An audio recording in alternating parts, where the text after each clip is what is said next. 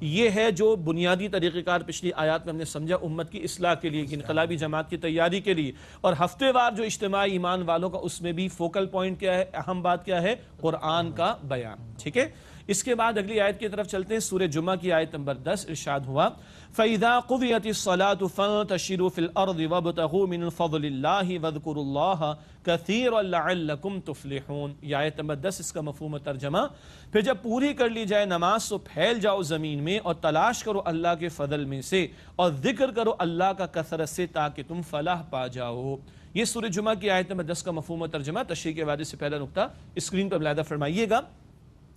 اذان جمعہ سے جمعے کی نماز ادا ہونے تک معاشی مصروفیات میں مشغول ہونا منع ہے.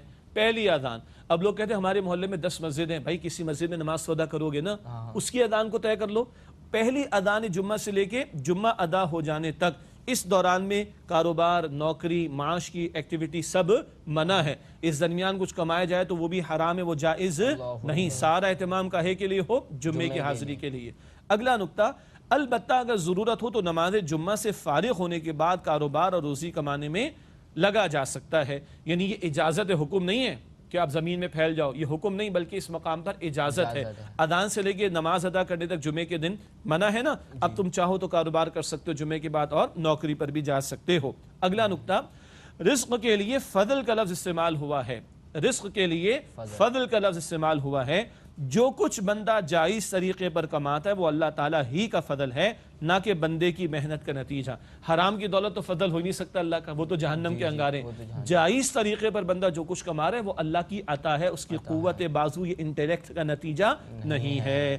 آخری نقطہ اس آیت کی تشریح میں، نماز جمعہ کے بعد اور رزق کماتے ہوئے بھی اللہ تعالیٰ کی یاد سے غافل نہ ہوا جائے تاکہ فلاح حاصل ہو. جمعے کی نماز مکمل ہو گئی، اس کے بعد اب بھول نہیں جانا اللہ تعالیٰ کو. کاروبار کرو، نوکری کرو اور معاملات میں لگو، لیکن اللہ کا ذکر ہمیشہ جاری رہے.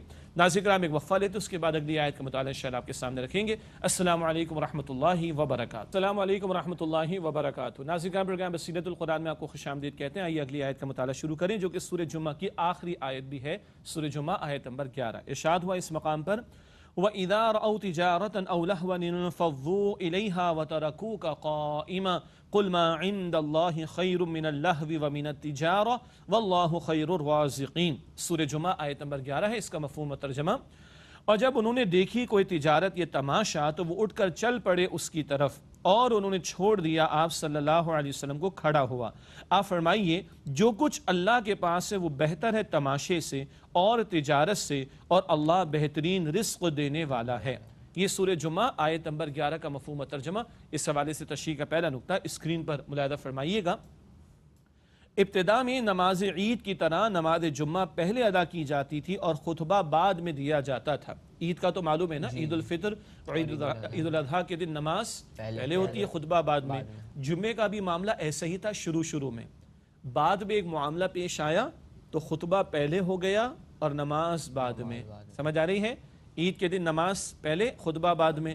جمعے کا بھی معاملہ پہلے ایسے ہی تھا، پھر بعد میں تبدیلی آئی ہے. آئیے سمجھتے ہیں آگے کیا ہوا.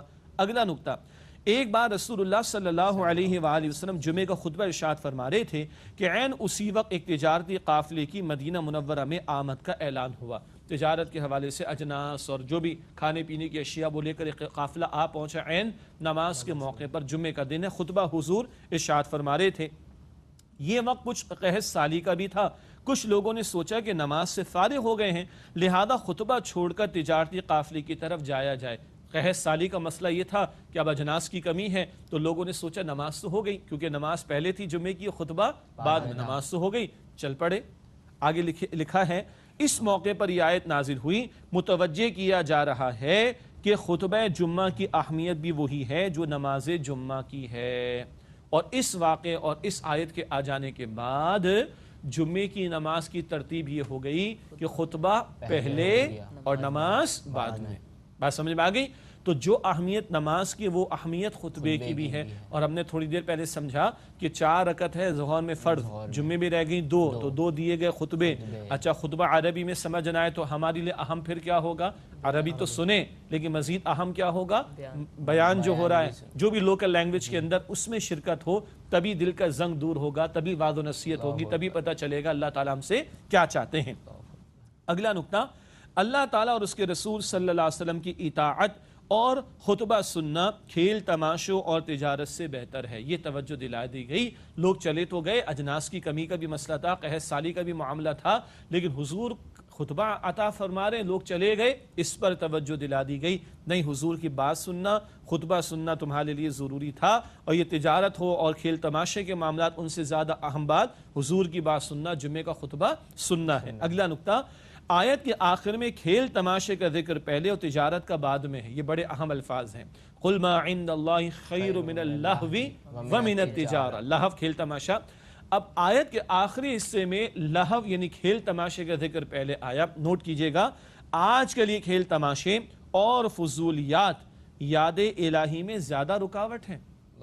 کبھی سپورٹس کے نام پر, کبھی میوزک کے نام پر, کبھی کانسرٹس کے نام پر, اور اب تو گیمز کا کریز آ گیا نا. کیسے کیسے گیم آ گئے, آپ لوگوں کو مجھ سے زیادہ پتا ہوگا. جا کے اس کو اڑا دو, جا کے یہ توڑ دو, جا کے وہ توڑ دو, یہ تمہیں اتنے مارکس ملیں گے, جا کے اس کی گردن اڑا دو. ہو رہا ہے کہ نہیں ہو رہا آج کل؟ جی ناظرین کرام ذرا غور کر لیں. ہم نے بچوں کو ایجوکیٹڈ بنانے کے نام پر دنیا جہاں کی اسمارٹ قسم کی فیسلٹیز انکلوڈنگ اسمارٹ فونز تو دے دیے, وہ کیا اسمارٹ بن رہے ہیں یا ڈل ہو رہے ہیں؟ ذرا دیکھ لیا جائے اس بات کو. یہ جو فضولیات کے اندر پڑھ کر کھیل تماشے, ناچ گانے, میڈیا کا غلط فضول استعمال, ان چکروں میں پڑھ کر یاد الہی سے جو دوری ہو رہی, اشارہ ہو رہا ہے کہ کھیل تماشا اور تجارت اس سے زیادہ بہتر کیا ہے؟ وہ جو اللہ سبحانہ وتعالیٰ کے انعامات اور اس کے پاس تیار ہے تمہارے لیے. آخری نقطہ, اللہ تعالیٰ ہی بہترین رزق عطا کرنے والا ہے, بس اس کے احکامات پر عمل میں کہیں معاش کا معاملہ آڑے نہ آئے. بھئی کتنا تقاضا کیا گیا, جمعے کے دن اذان ہو گئی, اذان سے لے کے جمعے کی نماز ادا ہونے تک گھنٹہ 1.5 گھنٹہ, اس سے زیادہ تو نہیں. باقی 24/7 سارا کھلا ہوا ہے. یہ گھنٹہ 1.5 گھنٹہ اللہ تعالیٰ نے